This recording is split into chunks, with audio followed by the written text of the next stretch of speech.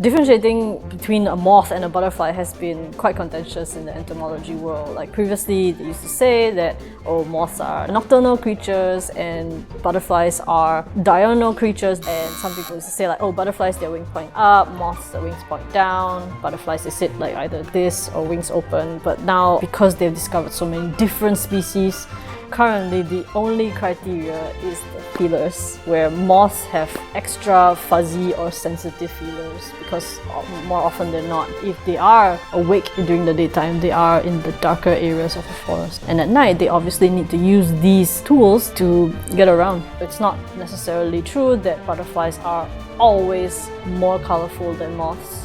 We do have blue, white and yellow and orange moths. One of my favorite concepts in ecology is what they call the arms race between predator and prey. My favorite predator-prey arms race is the bat and the moth. Bats have ultrasonic hearing and they use these to find moths. Moths, on the other hand, have developed to hear these ultrasonic squeaks and they use them to evade the bats. Some of them can talk back to the bat. They make their own ultrasonic flutterings that tell the bat like, hey, I'm disgusting, like don't eat me. Or like, I have poison. Sometimes it's a fake, sometimes it's real. Sometimes they're able to squeak back to the bat and pretend to be something else entirely. Yeah, so this form of mimicry is really cool.